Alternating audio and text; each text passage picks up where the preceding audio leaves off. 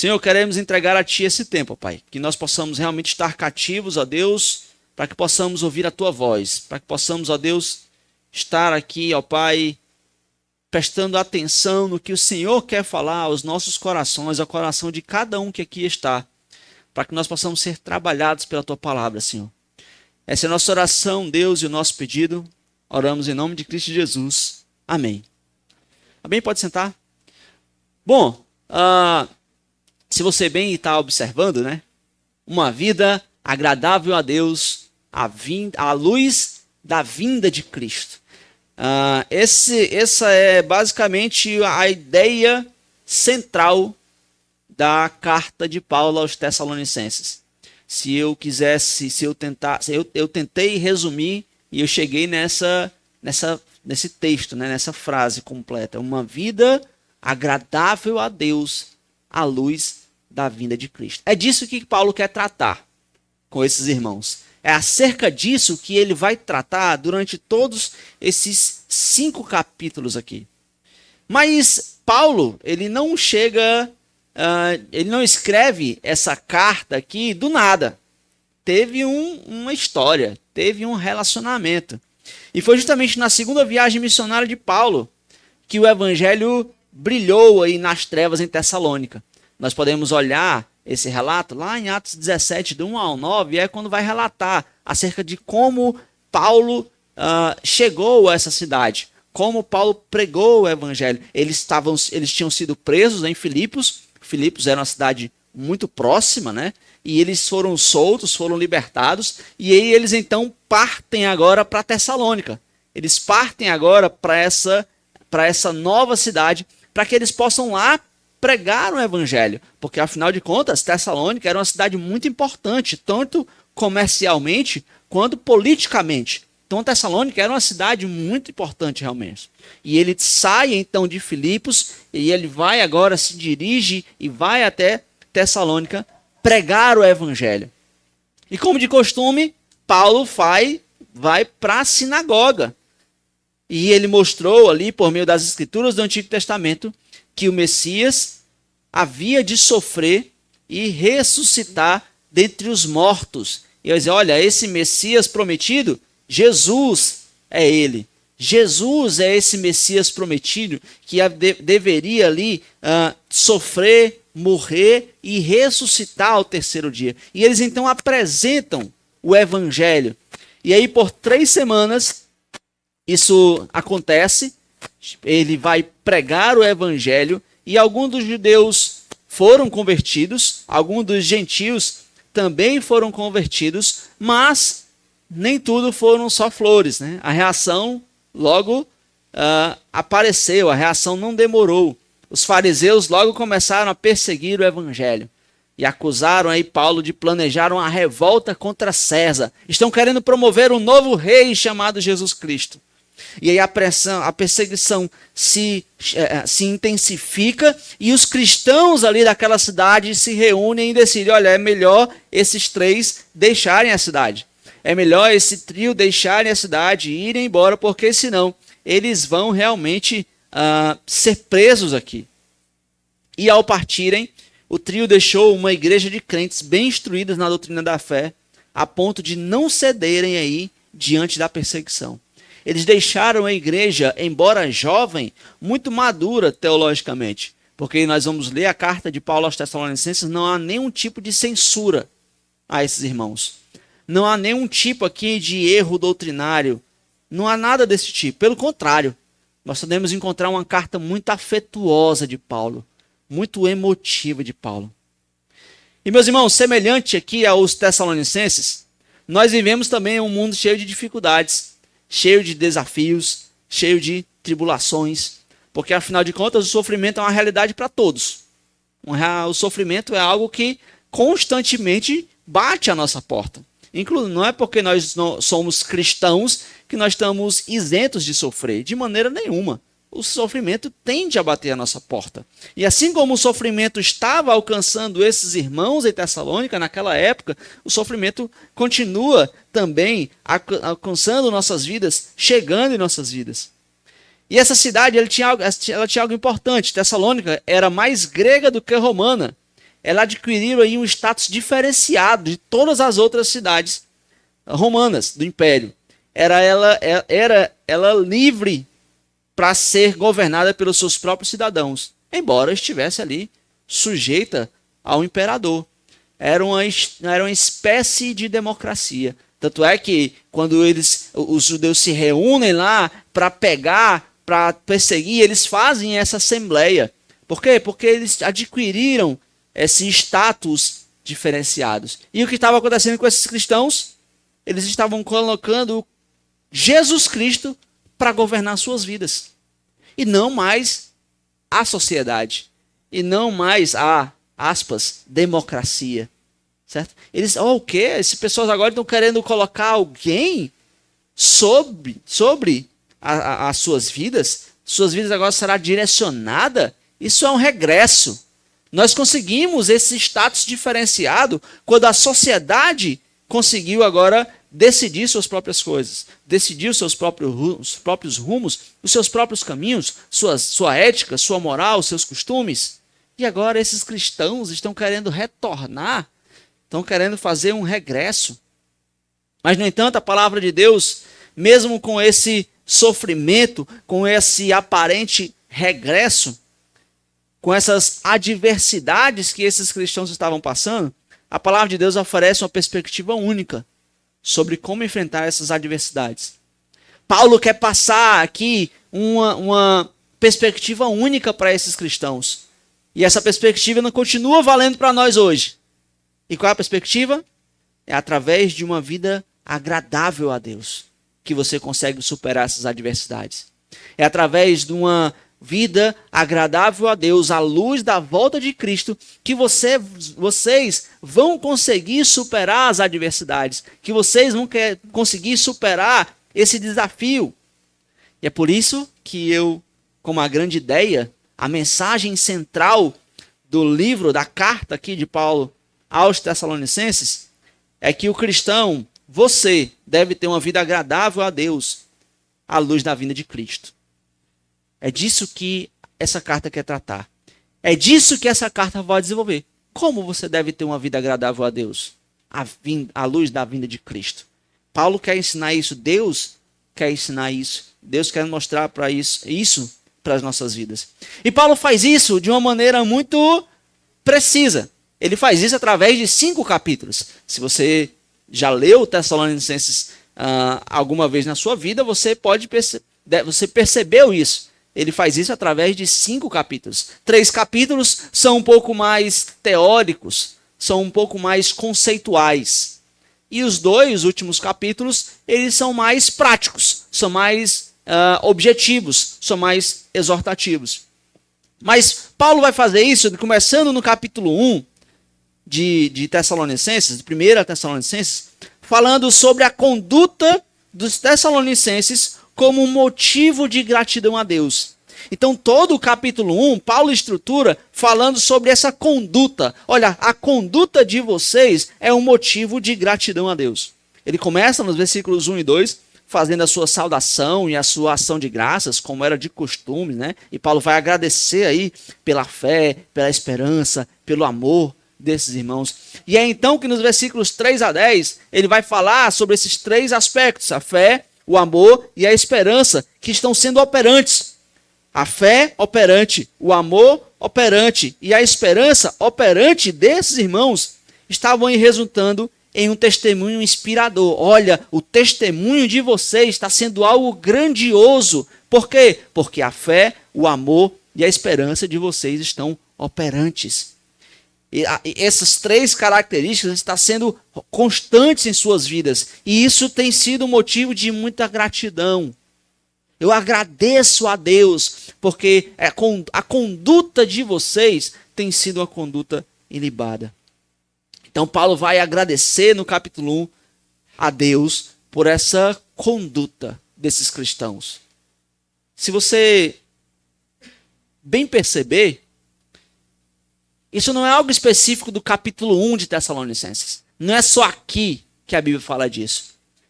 A conduta de Cristo, muitas das vezes, é utilizada como exemplo para todo cristão. Constantemente a Bíblia vai falar sobre um exemplo de conduta. Os Tessalonicenses estavam sendo um exemplo de boa conduta. É isso que Paulo quer agradecer no capítulo 1. E agora, a Bíblia como um todo fala sobre isso. Se você ler Efésios 5, 1 e 2, o amor sacrificial de Cristo, ele é utilizado como um exemplo pelo qual os cristãos devem se amar uns aos outros. Lá em Efésios, em Filipenses capítulo 2, a humildade e a obediência de Cristo também é utilizado como um grande exemplo para os cristãos. Querem ser humildes, querem ser obedientes, olhem para Cristo. Em 1 Pedro capítulo 2, Pedro vai utilizar também Jesus como exemplo de paciência, como exemplo de mansidão, em meio ao sofrimento. Sejam como Jesus. Então, toda a Bíblia vai falar sobre isso. Vai falar sobre Jesus, Cristo, ser essa conduta, sobre esse alguém que nós devemos imitá-lo, que nós devemos constantemente buscar essa conduta constante. E esses versículos destacam justamente esses aspectos da conduta de Cristo, que são aí os padrões, né, para todos os cristãos. E isso deve levar nós a uma pergunta. Sua conduta tem sido realmente motivo de gratidão? Alguém tem agradecido a Deus pela sua conduta? Ou tem sido motivo de vergonha? Nas dificuldades de hoje, nos nossos problemas cotidianos, nunca houve uma necessidade tão grande de uma boa conduta. Eu considero isso. Mas eu sou suspeito para falar porque eu vivo nessa época. Mas se tem uma época carente de boas condutas, são os nossos. É a nossa época. Nossa época carece de verdadeiros cristãos. Pessoas que realmente têm uma conduta ilibada, que têm um caráter que realmente manifesta Cristo Jesus. E será que haveria um Paulo escrevendo sobre mim ou sobre você, dizendo, olha, eu agradeço a Deus pela conduta de vocês? Será que isso acontece? Eu quero chamar você aí para olhar o versículo 6, porque falando sobre isso aí no capítulo 1, no versículo 6, Paulo fala algo interessante. O versículo 6 diz assim, ó, e vós foste feitos nossos imitadores e do Senhor, recebendo a palavra em muita tribulação, com gozo do Espírito Santo. Versículo 6, Paulo diz, olha, vocês foram feitos nossos imitadores e imitadores de Cristo Jesus. Vocês têm, de fato, conseguido seguir a nossa boa conduta, seguido o nosso exemplo.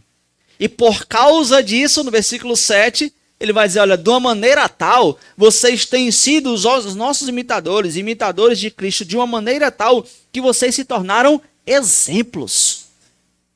Olha, de maneira que foste exemplo para todos os fiéis na Macedônia e na Acaia.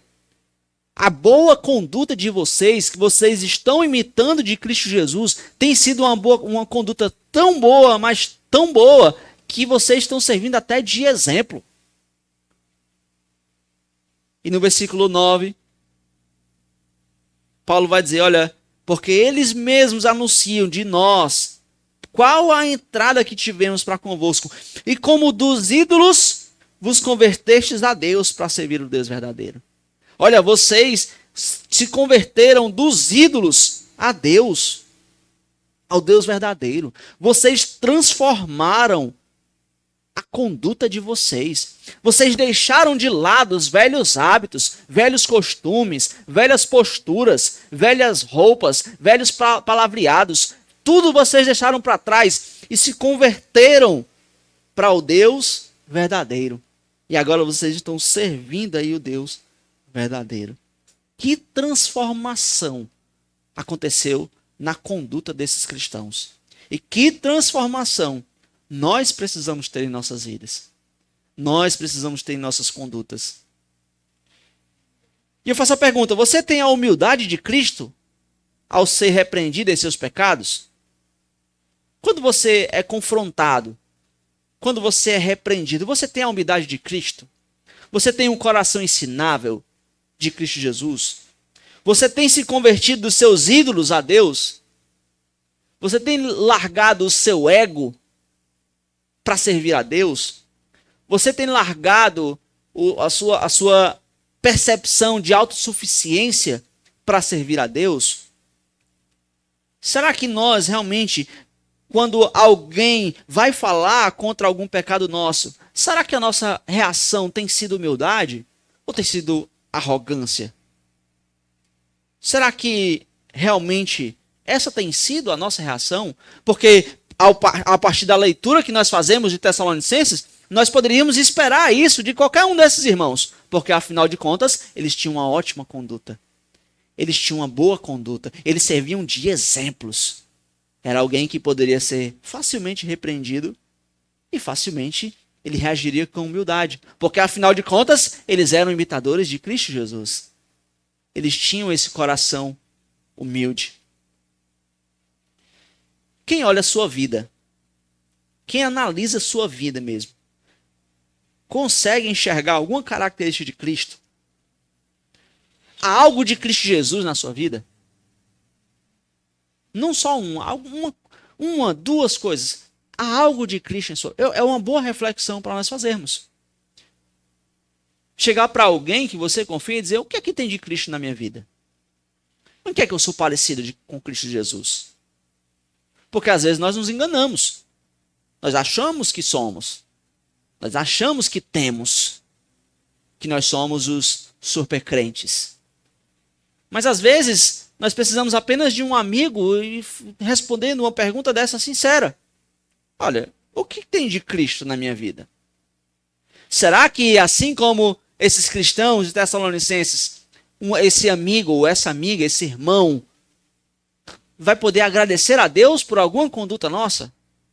Porque afinal de contas é isso que Paulo quer tratar no capítulo 1. Olha, eu dou graças a Deus, porque eu conheço vocês. Eu preguei o evangelho para vocês. Eu conheço a todos. E eu dou graças a Deus por isso. Eu dou graças a Deus porque eu consigo ver Cristo na vida de vocês. Eu consigo enxergar a obra dele em sua vida. E aí, Paulo começa esse capítulo 1 fazendo essa constatação. Essa constatação dessa boa conduta. De ser parecido com Cristo Jesus. E aí ele vai dizer no capítulo 2, agora ele já vai passar para o capítulo 2, de forma muito bela, ele vai dizer: olha, o meu ministério, o ministério de Paulo, a vocês, aos Tessalonicenses, serve como um exemplo. Olha, vocês são um bom exemplo de conduta, porque afinal de contas o meu ministério em vocês, no meio de vocês, serve como exemplo.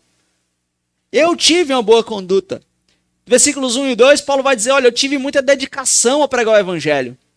Eu preguei bastante o evangelho, eu me esforcei.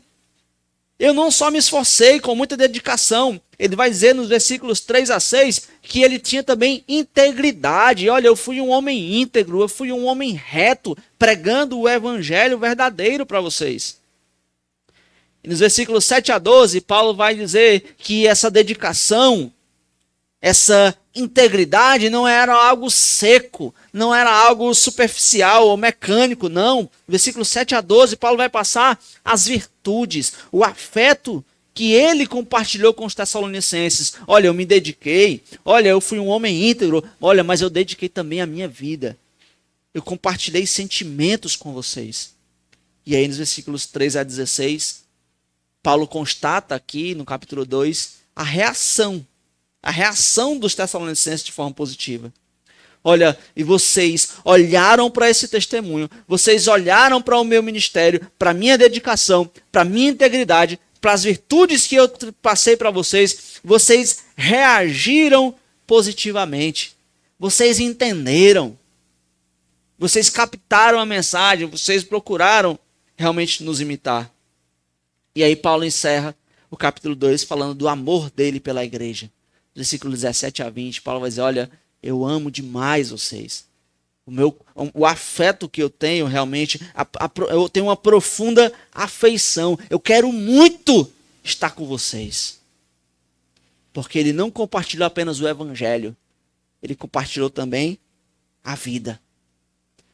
E Paulo vai dizer: olha, vocês são assim? Vocês têm uma boa conduta? Parte porque eu fui uma boa influência para vocês. O meu ministério em vocês serviu como uma boa influência. Vocês tiveram um exemplo a seguir. E mais uma vez, Paulo não faz isso apenas aqui. Esse tema é muito comum na Bíblia como um todo, né? A influência de uma pessoa sobre outra é um tema bíblico bem comum, realmente. A Bíblia apresenta tanto influências positivas quanto negativas. A Bíblia vai falar que nós devemos influenciar positivamente as pessoas. Mas ela também vai nos alertar, cuidado para que você não influencie negativamente.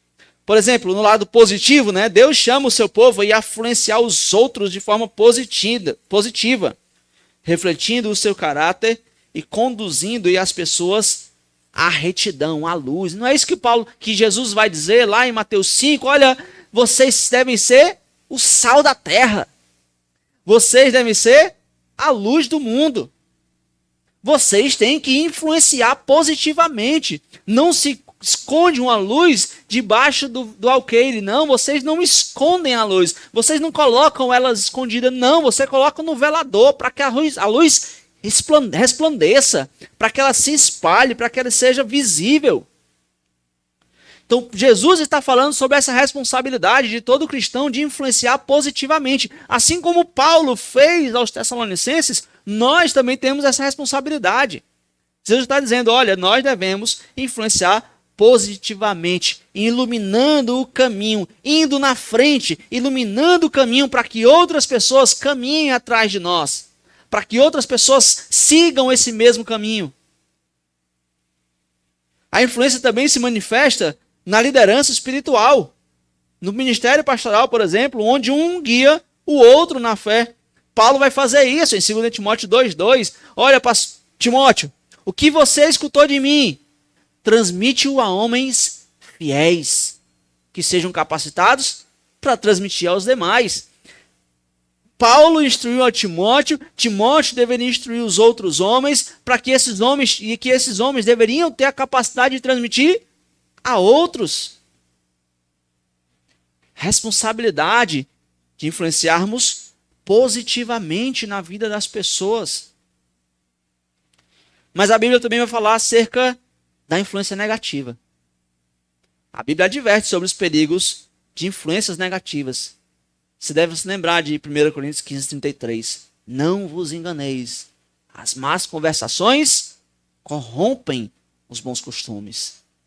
Paulo está utilizando esse texto aqui como um alerta. Cuidado. Cuidado com as influências negativas. Você que está vivendo de modo justo, de forma íntegra, reta, cuidado com as influências negativas, porque elas podem corroer os seus bons costumes. Ela pode corroer os seus bons princípios. Mas acima de qualquer coisa, a Bíblia nos apresenta Cristo como uma influência suprema, como essa influência maior. Jesus Cristo é o modelo supremo de influência cuja vida e ensinamentos moldaram e continuam moldando aí bilhões de vidas, bilhões de pessoas têm sido influenciadas através da vida de Cristo Jesus. Nossas vidas devem ser influenciadas através da vida de Cristo Jesus. E nossas vidas devem servir de forma positiva também, como influência positiva, para que outras pessoas também possam ser influenciadas por isso. Isso tudo, novamente, deve nos levar a uma reflexão, a uma pergunta, para que você medite consigo mesmo. Que influência sua vida tem gerado em outras pessoas? São boas influências?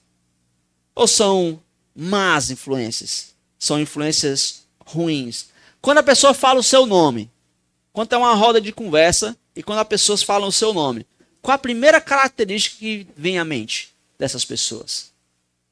Porque geralmente isso vai dizer se é um bom testemunho, se é uma boa influência ou se é um mau testemunho. Se ao falar o seu nome, a primeira característica que vier à mente é algo ruim, você está exercendo uma má influência sobre as pessoas. Você não está servindo de influência positiva. Mas agora, se falarem o seu nome, e a pessoa disser piedoso, sim, a sua conduta, a sua influência está sendo positiva. A sua vida está servindo de um incentivo para outras pessoas. Se você fosse preso, acusado por transparecer Cristo às pessoas, você seria condenado? Será que achariam provas o suficiente de que você reflete Cristo Jesus? Que há algo de Cristo Jesus em sua vida? Será que as pessoas conseguiriam investigar a sua vida e achar uma influência positiva? Não, isso aqui ela realmente está influenciando as pessoas aqui a ser como Cristo. Será que realmente, né, é uma ótima pergunta para nós refletirmos. Será que nossas influências têm sido uma boa influência ou uma má influência? E não se enganem, meus irmãos. A influência de uma pessoa sobre a outra ela deve ser sempre através de princípios divinos, de princípios bíblicos, visando aí edificar, guiar e encorajar os outros a uma vida que glorifiquem a Deus. Através da sua liderança, a liderança familiar, você como lidera a sua casa, você pode ser uma boa influência. Será que se chegarem para o seu filho e dissessem, chame seu pai ou chame sua mãe para fazer um devocional familiar, como é que seu filho responderia? Será que ele responderia, vou falar, e realmente ele vai fazer? Ou será que ao disser isso, seu filho dirá, ixi, nem adianta, porque ele não sai do celular, porque ele não sai da TV, porque ele está cansado, porque ele não tem tempo? Isso será uma má influência.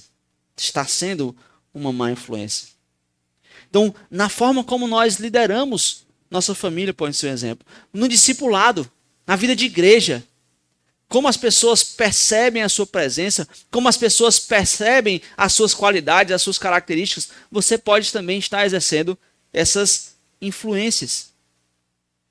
E Paulo quer mostrar isso, constatar isso aqui no capítulo 2 de Tessalonicenses.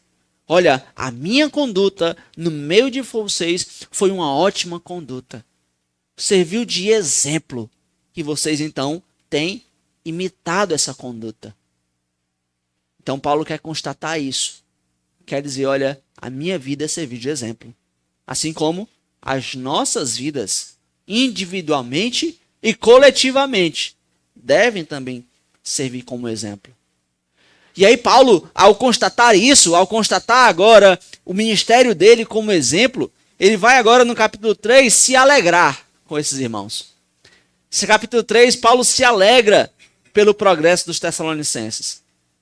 Paulo começa aí nos versículos 1 a 5 dizendo que ele enviou Timóteo para que pudesse fortalecer a igreja e pudesse trazer notícias. Afinal de contas, ele estava separados, afastados, ele não poderia ir até Tessalônica. Então eles enviaram Timóteo, para que Timóteo fortalecesse esses irmãos e para que Timóteo pudesse ali observar a vida deles, para que eles pudessem, Paulo pudesse então se animar, ou Paulo pudesse então trabalhar, para que pudesse ali corrigir a fé desses irmãos. Mas o que acontece no versículo 6 a 10? Paulo se alegra demais. Paulo recebe um relatório positivo. Paulo fica muito alegre ao saber que esses irmãos permanecem firmes na fé. Olha, eu me alegro demais porque vocês permanecem firmes. E aí Paulo, agora no capítulo 3, nos versículos 11 a 13, ele ora. Ele ora por esses irmãos. Ele ora para que esses irmãos possam continuar crescendo. E ele ora para que os irmãos pudessem também ter a santificação constante em suas vidas. Paulo se alegra com isso demais. Que vocês possam permanecer irrepreensíveis até a vinda de Cristo Jesus. Que vocês continuem tendo um progresso, para que o amor de vocês aumente, para que a fé de vocês aumente. E Paulo pode se alegrar no capítulo 3. Paulo transparece essa alegria no capítulo 3. E é algo muito comum. A alegria pelo progresso aí dos cristãos está enraizada justamente nessa conexão entre a alegria dos irmãos na fé com o desenvolvimento e o amadurecimento espiritual uns dos outros. Quando nós temos uma responsabilidade mútua, quando nós nos importamos uns com os outros, quando nós nos interessamos uns pelos outros, aí sim nós nos alegramos quando um irmão progride na fé, quando o irmão cresce, quando o irmão desenvolve, há uma verdadeira alegria. Eu costumo dizer para todo mundo, meu irmão, se eu não passar pelas lutas com você, dificilmente eu vou me alegrar com as suas vitórias.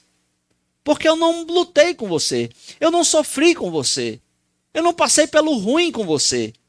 E como é que eu vou me alegrar com você? Não posso, eu não tenho como. Minha alegria vai ser uma alegria superficial. Vai ser uma alegria momentânea. Por quê? Porque eu não vou ter passado pelas lutas com você. Paulo não.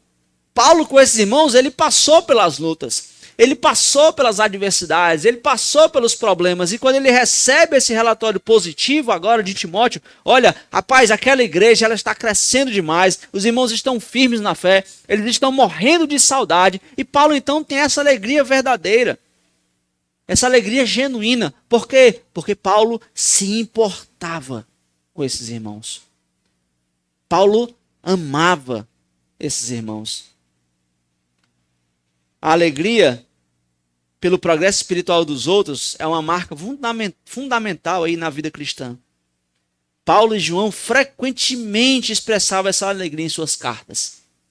Paulo pôde dizer para os filipenses, olha, constantemente eu rendo ação de graças por vocês. Eu agradeço a Deus por vocês. Paulo constantemente fazia menção desses irmãos em suas orações. E João, lá na terceira carta dele, no versículo 4, João vai dizer, olha, não há alegria maior do que ver os meus filhos espirituais vivendo segundo a verdade do Evangelho. João se importava com essas pessoas. E o progresso dos cristãos é também uma alegria coletiva, refletindo a unidade e o crescimento aí da igreja. Porque, afinal de contas, quando um sofre, todos sofrem. E quando um membro é honrado, todos são honrados. Quando nós vivemos vida de igreja, quando nós nos preocupamos com o nosso irmão de fato, não uma preocupação dominical apenas, mas quando nós nos importamos, quando nós oramos pelo nosso irmão na quarta-feira, o irmão está com uma dificuldade, o irmão, pastor, eu estou com um problema, e na roda ali que a gente faz ali para orar, pastor, ore por isso. Se tem algo que me deixa muito alegre é quando Deus responde a nossa oração. Me deixa muito alegre porque eu passei por isso. Há um envolvimento, há realmente uma expressão de carinho, uma demonstração, um cuidado. Então, nós só nos alegraremos com o progresso dos nossos irmãos quando nós nos importarmos com eles. Quando nós realmente o amarmos de coração. E os cristãos devem se alegrar e dar graças a Deus ao ver os seus irmãos crescendo na fé, nas boas obras e no conhecimento aí de Deus, sempre reconhecendo que é Deus quem produz esse crescimento. E além de se alegrar, o cristão é chamado também a orar e encorajar ativamente o progresso espiritual dos outros, ajudando-os a crescer em santidade e no serviço do Senhor. Quando nós orarmos e encorajarmos, irmão, permaneça firme, irmão, persevere, está difícil a luta, mas eu vou estar orando por você, eu estou aqui para o que der e vier, eu só não tenho dinheiro, mas eu lhe ajudo com o que eu posso. Quando nós nos envolvemos ativamente na vida do irmão, nós fortalecemos esse irmão, nós encorajamos esse irmão, a igreja ganha como um todo. A unidade da igreja ela é preservada. A alegria, ela contagia os irmãos da igreja. E aí a nova pergunta para reflexão. E essa alegria, ela é vista em sua vida? Não aquela alegria superficial e falsa. Não é aquela alegria que, meu irmão, parabéns, muito obrigado. Né? Deus foi muito bondoso com você. E passou. Foi aquele momento, foi pontual. Mas a alegria é realmente de ver um irmão que estava lutando contra um pecado e ele está vencendo. Era um irmão que estava passando por um problema de ansiedade, de depressão, financeiro ou algo do tipo, e você foi ali um instrumento de Deus para orar para a vida daquele irmão, e agora você vê o irmão progredindo. Você vê o irmão fortalecido, o irmão que estava caxingando, mancando na caminhada cristã, e você orou, perseverou com ele, e agora o irmão está servindo a Deus. Será que essa alegria, ela realmente pode ser vista em sua vida? Alegria, essa alegria aqui não é uma satisfação pessoal. Não é você estar satisfeito por algo que foi bom para você. É uma alegria que brota do reconhecimento da obra de Deus na vida dos outros, sempre com vistas ao crescimento e à edificação da igreja. Essa alegria que Paulo sente não é porque ele ganhou alguma coisa. A alegria é que realmente ele poderia olhar para a vida daquelas pessoas que ele investiu tempo, que ele pregou a palavra de Deus, e aqueles irmãos estão perseverantes, aqueles irmãos estão firmes, estão vencendo. É essa alegria que eu estou falando. É essa alegria que a Bíblia nos chama a ter. Lutarmos uns com os outros, perseverarmos uns com os outros, sofrermos uns com os outros, para que quando tudo isso passe, nós possamos nos alegrar que o nosso irmão está progredindo na fé. E é assim que Paulo vai encerrar a sua parte teórica, a sua parte conceitual. E agora ele vai nos capítulos 4 e 5, ele vai fazer exortações. E não se engane, exortação não é repreensão. Repreensão é quando você está errado e você é confrontado. Exortação é quando você vai animar a pessoa. Uma exortação é uma espécie de encorajamento. E Paulo vai fazer isso nos capítulos 4 e 5. Ele vai agora exortar esses irmãos para que eles tenham uma vida agradável a Deus. Ele vai encorajar esses irmãos para que eles tenham uma vida agradável a Deus. E nos versículos 1 e 2 ele faz isso. Versículos 1 e 2, Paulo vai fazer o chamado a uma vida agradável a Deus. Vamos ler aí, capítulo 4, versículos 1 e 2.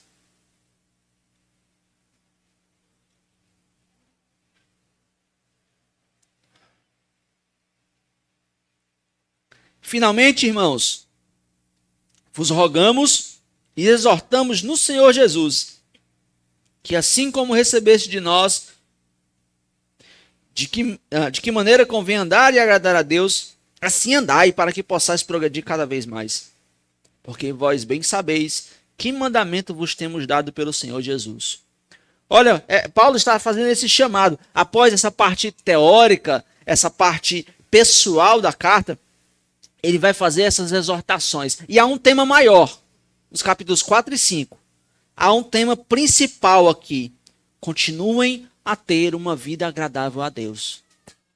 E ele vai dizer, a partir dos versículos 3 em diante, ele vai dizer o como. O como, quais as características de uma vida agradável a Deus. O propósito é, tenha uma vida agradável a Deus. E ele vai desenvolver agora as características. Versículos 3 a 8, Paulo vai destacar que uma vida agradável a Deus é viver na pureza. Você viver em pureza. Né? A pureza é o chamado aí ao cristão para viver em santidade e se afastar do pecado. Paulo vai fazer esse chamado a esses irmãos para que eles tenham uma vida moralmente íntegra, para que eles tenham um coração aí em busca da santidade, tenham um coração desejoso em ser mais santo. Quer ter uma vida agradável a Deus, meu irmão? Busque uma vida de pureza. E aqui não é essa pureza aqui não é apenas uma pureza externa. Não é apenas como eu me porto, minha postura e minhas roupas. Não é apenas isso. É uma pureza também que começa no coração. É uma pureza que começa no seu interior. Ela inclui uma vida moralmente correta e também uma pureza de intenções e motivações. Você pode estar até fazendo certo, mas você tem que fazer pelos motivos certos. O desejo certo. É o que a teologia chama de ortopatia. Ortopatia é o sentimento certo. O sentimento correto. E aí Paulo vai exortar esses irmãos, versículos 3 a 8, dizer, olha, tenha uma vida de pureza. Pureza moral, objetiva, prática, mas também uma pureza em seus sentimentos. O externo é fruto do interno. Começa no seu coração e transborda para fora de você. E aí nos versículos 9 ao 12, ele vai dar a segunda característica, né? Uma vida agradável a Deus é viver no amor fraternal, no amor fraterno. É uma marca essencial aí dos seguidores de Cristo, o amor fraternal. Ele reflete a união dos cristãos como parte do corpo de Cristo. Uma vida de amor mútuo. Tenha uma vida de integridade. Que o amor mútuo entre vocês possa ser visto perante os de fora como algo digno, como algo agradável aos olhos. Que vocês tenham esse amor fraternal. E esse amor aqui entre irmãos na fé é justamente um reflexo do amor de Cristo e deve ser vivido de forma prática nas suas ações cotidianas, encorajando e edificando uns aos outros. Esse amor não é um amor sentimento, dizendo eu te amo, meu irmão. Né? Não é isso. Não é algo que se diz em palavras. É algo que se mostra em atitudes. Esse amor fraternal é esse amor em fazer alguma coisa. Como que acabamos de fazer no nosso momento de oferta. É uma pura demonstração de um amor fraternal. Um amor que é resultante, que resulta obras, que resulta em algo prático. E é isso que Paulo está exortando a esses irmãos. Uma vida agradável a Deus é uma vida de amor fraternal. E aí nos versículos 13 a 18, encerrando o capítulo 4, né? Paulo vai dar a terceira característica. Uma vida agradável a Deus é viver na esperança do arrebatamento. A esperança deve sempre olhar aí para a redenção final e para a vinda do reino de Deus. E essa esperança não é assim, ó, eu espero que aconteça, tomara que aconteça. Não, é uma expectativa. Vai acontecer. Vai acontecer, eu só não sei quando. E essa expectativa, a expectativa do arrebatamento, traz esse conforto, traz essa direção para a vida dos cristãos. E essa esperança está ancorada na certeza justamente da volta de Cristo Jesus.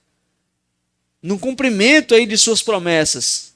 E é isso que vai nos ajudar a perseverar na pureza e no amor fraternal.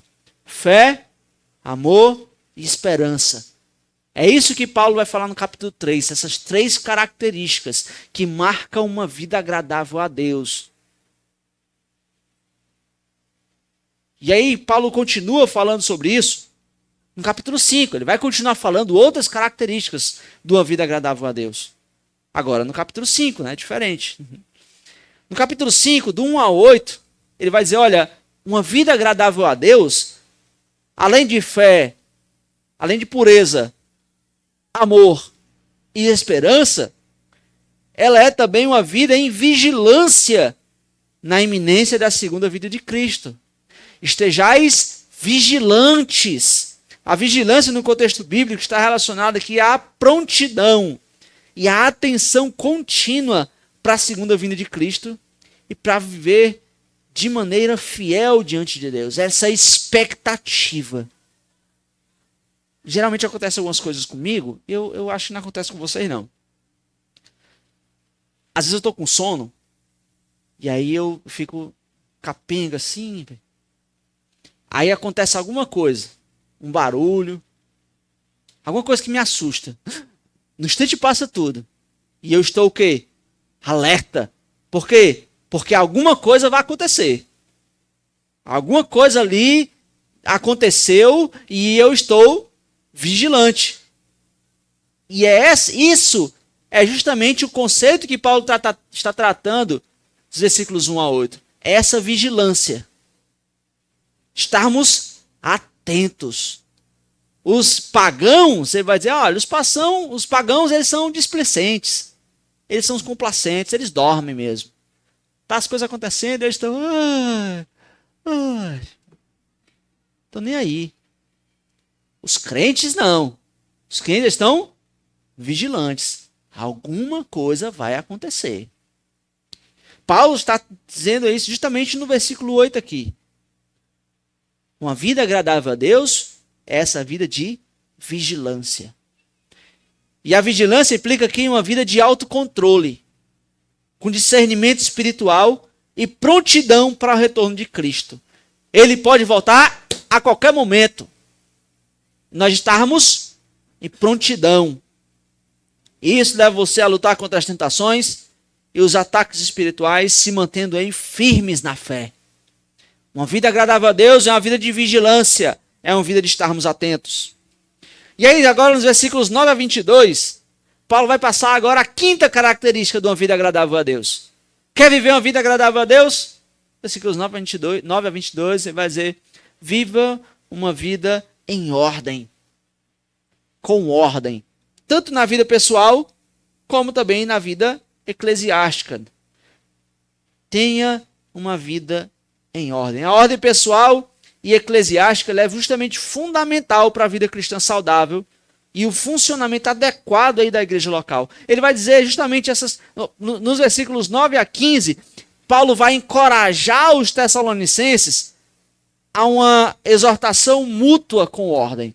Ele vai falar de algo individual. Exortem uns aos outros. Ele está falando do indivíduo.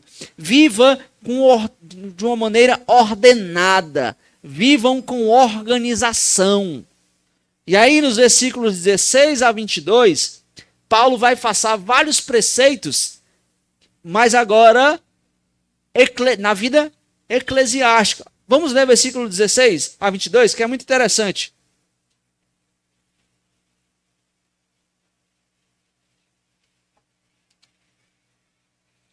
Regozijai-vos sempre, orai sem cessar, em tudo dai graças, porque esta é a vontade de Deus, em Cristo Jesus para convosco.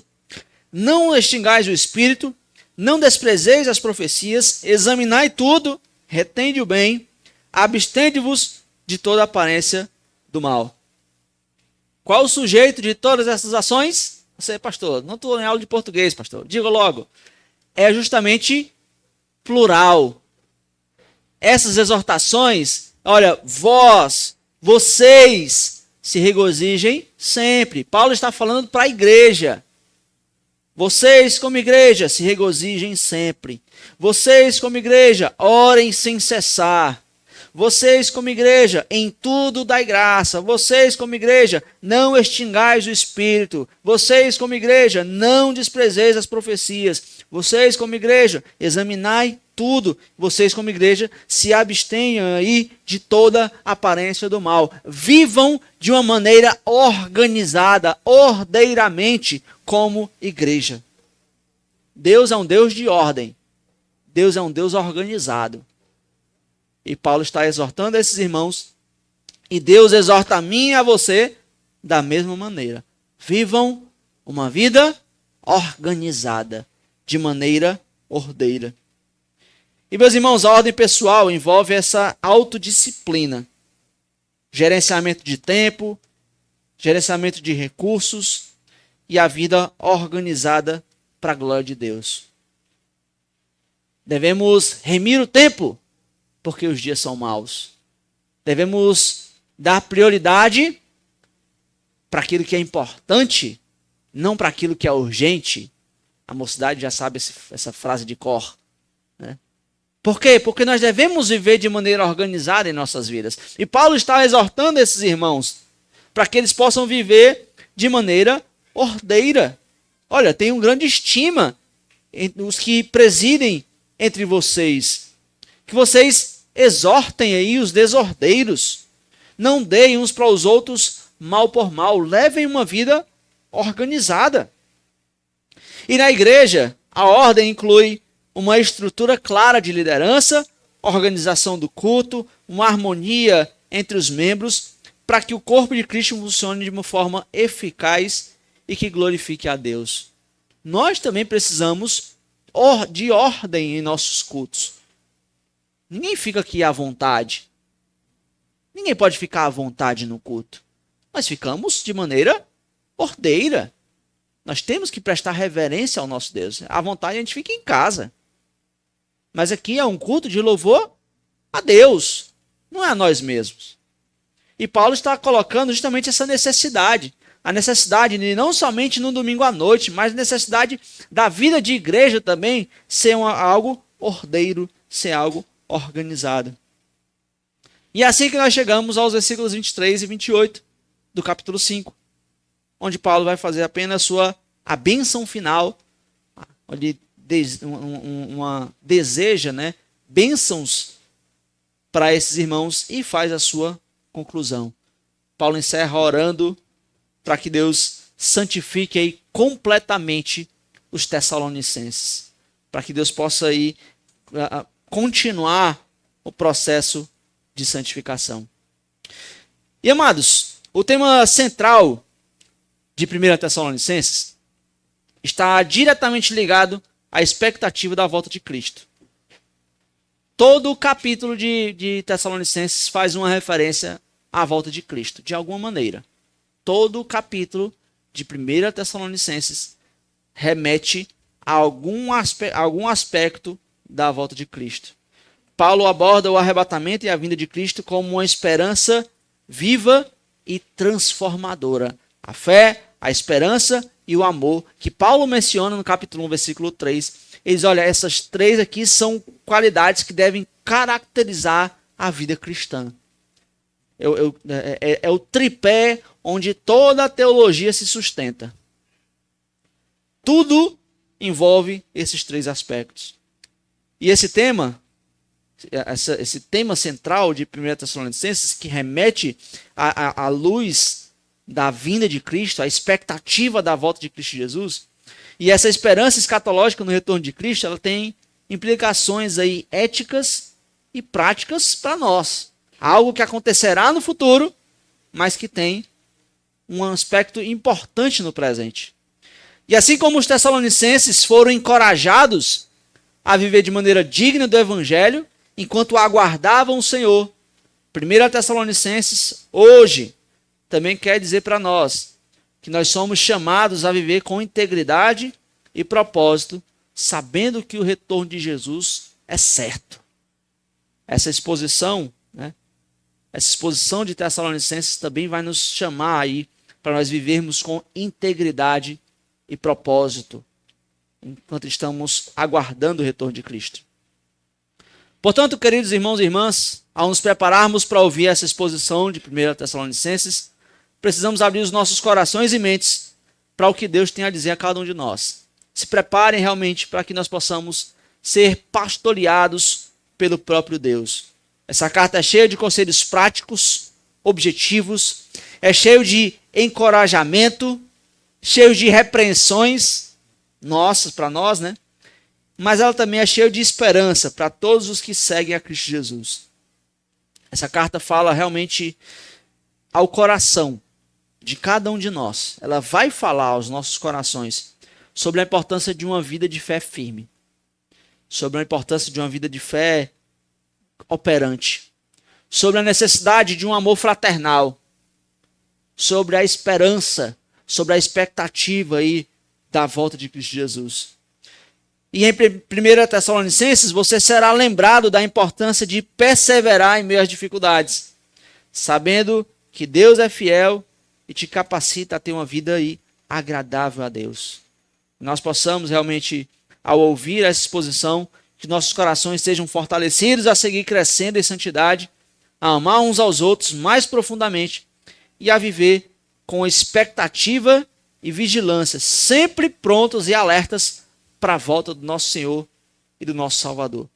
Deus quer realmente, através dessa carta, minha oração é para que, através dessa carta, nós tenhamos realmente uma vida agradável a Deus, à luz da vinda de Cristo Jesus. E que as palavras de Paulo nos desafiem e nos encorajem a caminhar cada vez mais firmemente em direção ao nosso propósito eterno. Amém? Vamos orar. Senhor Deus, obrigado, Senhor, porque o Senhor nos permite hoje ter esse primeiro contato, ó Pai, com Tessalonicenses, com essa primeira Tessalonicenses.